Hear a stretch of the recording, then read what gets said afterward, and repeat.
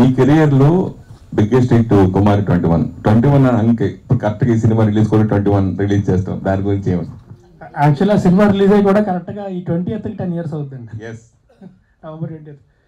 But అలా ఏం కాదండి. బట్ సినిమా అయితే చాలా బాగా వచ్చింది. మేము చూసాము, అంత అయిపోయాక చూసుకున్నాం కూడా. విపరీతంగా ఎంజాయ్ చేసాం సినిమాని. అంటే చేసేటప్పుడు ఎంత ఎంజాయ్ చేసాం, చూసేటప్పుడు అంతకంటే ఎక్కువ ఎంజాయ్ చేసాం. సో ఖచ్చితంగా జనాలు నచ్చుతుందని నమ్మకం అయితే ఉంది. ఇప్పుడు హీరోలు అందరూ ఒక పక్క ఓటీటీ, ఒక పక్క సినిమాలు చేసుకుంటూ వెళ్తారు. ఆ వేరియేషన్ గురించి మిమ్మల్ని అడిగితే ఏం చెప్తారు? వేరియేషన్ అంటే ఏముంటుందండి, I mean content is the most important thing. కొన్ని కథలు ఏంటంటే మనకి థియేటర్ కంటే ఓటీటీలో చెప్తే బాగుంటుంది అనిపించేవి ఓటీటీలో చెప్తాం. కొన్ని థియేటర్లోని చూడడం కరెక్ట్ అనిపించేవి థియేటర్లో చెప్తాం. అంతే కదా. అంటే ఇప్పుడు జనాలు how they consume the content is a different thing. But when you are making something, కొన్ని ఏంటంటే లాంగర్ ఫార్మాట్లోని సిరీస్లో చెప్తే బాగుంటుంది అనిపించేది ఓటీటీస్.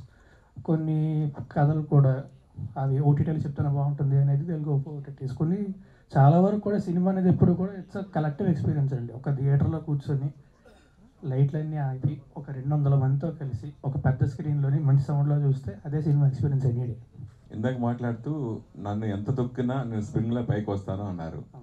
సో అట్లా మీ కెరీర్కి కంబ్యాక్ ఫిల్మ్ ఇది ఖచ్చితంగా అవుతుందని ఐ రియలీ హోప్స్ అండి. నాకైతే నమ్మకం ఉంది. నా నమ్మకాన్ని నిలబడతారు మనస్ఫూర్తి కోరుకుంటున్నా. తొక్కాలనుకున్నారు అన్నారు. అసలు ఎవరు తొక్కే వాళ్ళు ఉంటారు అన్నానండి. ఎవరు అనుకుంటున్నారు మీరు? తొక్కే వాళ్ళు ఎవరు ఇండస్ట్రీలో? ఇలా క్వశ్చన్ అడిగి మీరే